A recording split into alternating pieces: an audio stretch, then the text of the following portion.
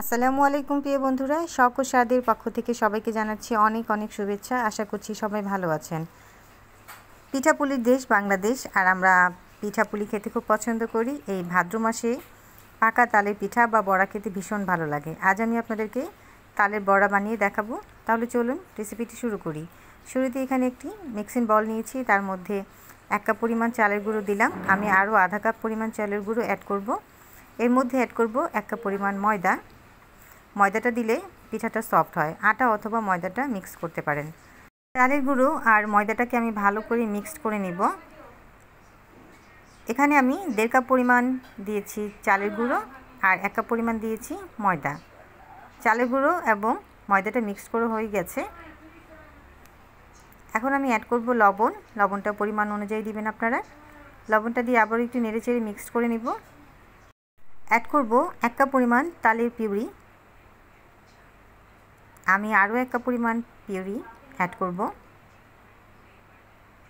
এই তালের পিউরিটি দিয়ে আমি চালের গুঁড়ো আর ময়দার যে মিশ্রণটা আছে সেটাকে ভালো করে নেড়েচেড়ে নিব। দিয়ে দিব 1 বাটি পরিমাণ নারকেল কোড়ানো বা 1 কাপ পরিমাণ নারকেল কোড়ানো। এখানে 1 কাপ পরিমাণই নারকেল আছে, আপনারা কম বেশি করে নেবেন। দিয়ে দিব সামান্য পরিমাণ পানি, খুবই সামান্য পানি দিতে হবে এখানে।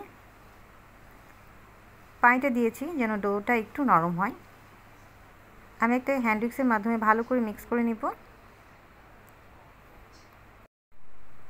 চারপাশ থেকে ভালো করে মিক্স করে নিব। একটু সময় নিয়ে কাজটা করতে হবে, ভালো একটা ব্যাটার তৈরি করতে হবে। এই মিশ্রণটার সাথে এখন অ্যাড করব চিনি। 1 কাপ পরিমাণ চিনি দিব।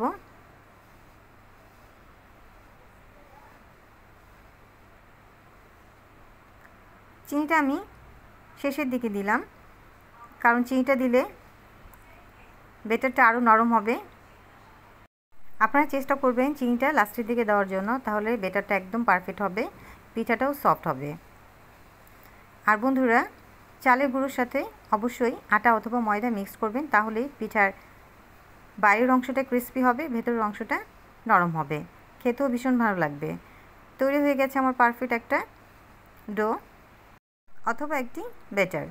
ব্যাটারটাকে আমি ঢেকে রাখবো 10 মিনিটের জন্য। 10 মিনিট পর চলে আসলাম। দেখুন বন্ধুরা কতটা সুন্দর হয়েছে, একদম সফট হয়ে গেছে। এখন আমি চলে যাব সরাসরি চুলায়। এখানে আমি একটা লোহার কড়াই নিয়েছি। লোহার কড়াইয়ের মধ্যে আমি পর্যাপ্ত পরিমাণ তেল দিয়েছি। আমি একটা চামচের মাধ্যমে পিঠাগুলো ছেড়ে দিচ্ছি এক এক করে। আপনারা এভাবে হাত দিয়েও গোল আকারে বানাতে পারেন। একটু গোল গোল করে নেবেন যেন বড়টা একটু গোল হয়, দেখতে সুন্দর লাগে। চামচ দিয়েও করতে পারেন, হাত দিয়েও করতে পারেন। আমি দুইভাবেই আপনাদেরকে দেখিয়ে দিলাম।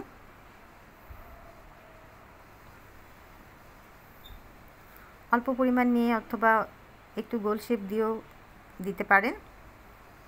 আপনারা ছোট করেও বানাতে পারেন, বড় করেও বানাতে পারেন। তবে বড়া যেহেতু একটু ছোট ছোট হলেও দেখতে ভালো লাগে আর খেতেও ভালো লাগে, ভেতরটাও সফট হয়,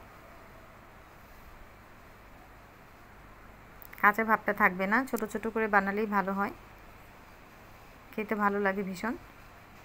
আমি এক এক করে উল্টে পাল্টে নেব। দেখুন আমার তালের বড়া পিঠাগুলো কালারটা চেঞ্জ হয়ে গেছে।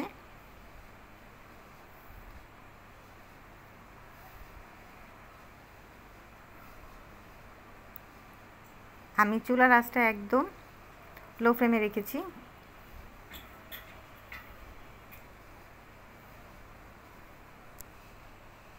খুব বেশি আঁচে ভাজতে যাবেন না, তাহলে উপরে পুড়ে যাবে আর ভেতরটা কাঁচা রয়ে যাবে। দেখুন বন্ধুরা আমার পিঠাগুলো একদম পারফেক্ট হয়েছে। এখন আমি নামিয়ে নেব। খুব বেশি ভাজবো না, তাহলে শক্ত হয়ে যাবে, ঠান্ডা হয়ে গেলে শক্ত হয়ে যাবে। তাই এখন আমি তুলে নিচ্ছি। মাশাআল্লাহ, আমার পিঠাগুলো দেখতে ভীষণ সুন্দর হয়েছে, সুন্দর একটা কালার এসেছে। আমি পিঠাগুলো এক এক করে তুলে নিচ্ছি। আমি দ্বিতীয় ব্যাচে পিঠাগুলো আবার ভেজে নিব। দেখুন বন্ধুরা আমি গোল গোল করে বানিয়েছি। একটা কাঁটা চামচের মাধ্যমে উল্টিয়ে পাল্টিয়ে নিচ্ছি। দ্বিতীয় ব্যাচে আমার পিঠা ভাজা হয়ে গেছে। পিঠাগুলো ভীষণ সুন্দর হয়েছে, লোভনীয় হয়েছে।